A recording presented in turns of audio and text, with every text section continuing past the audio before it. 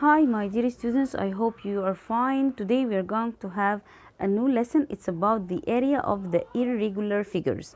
So, if I have here this irregular figure, how can I find the area of it? It's very easy to find the area of them.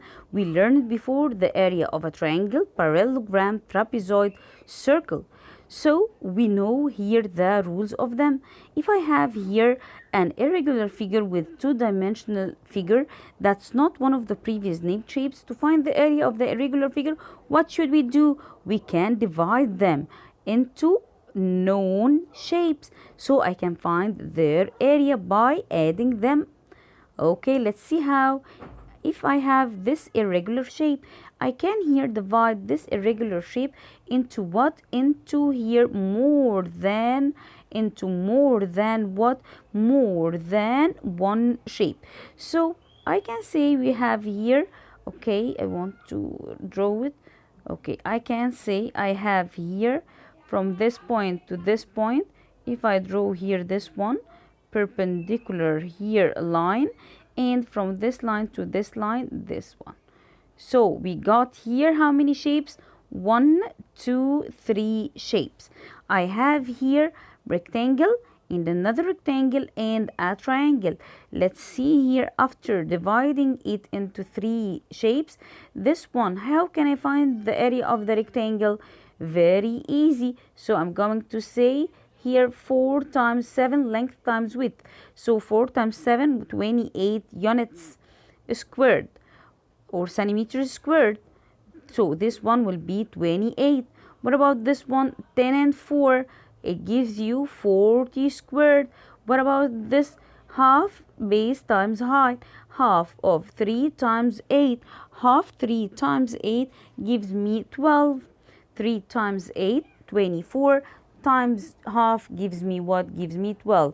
What's the area here of the total here figure? I will add 28 plus 40 plus 12. This gives you 80 here centimeters squared. Easy one, very easy. Finding the area of the irregular figures, find the area of the figure to the nearest tenth. So this figure is divided into two here two figures. We have here this half of the circle, and I got here a rectangle. Rectangle means 25 times 12. So this one. What about here half of the circle? Okay, we know that the area of the circle pi r squared. So it will be half pi r squared. So very easy like this, half pi r squared here. Okay, this one. Okay, he calculated here 25 times 12, the first part, 25 times 12. As you see this part, guys, 25 times 12. Okay, base times height, or I can say rectangle length times width. It's okay, both are right.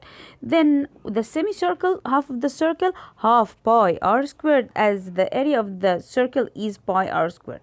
So half times pi and then times 5 power 2, or 5 times 5 gives you 39.3. So what should I do now? Add the two areas together to give you the total area of the total figure, right? Okay, and then we can check your answer. Okay, guys, and here you are some examples. Okay, let's solve one or two together. I have here what? I have here a semicircle and a rectangle. So semicircle means half pi r squared. Half times pi times what? R. Here I have here the diameter 14. So the radius is half of the diameter, which is 7 squared. 7 squared, 7 times 7, 49 pi times half. Okay, easy. And we can here divide this into more than. Okay, here you have here a rectangle. Here we have here another rectangle, and here another rectangle. So this is easy, 3 times 6, and you got this 11 times here. 11 here times what? What do you think here times what?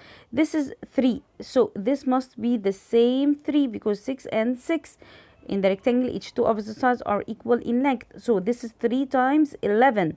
So this must be 3 times 11. Right? 3 times 11.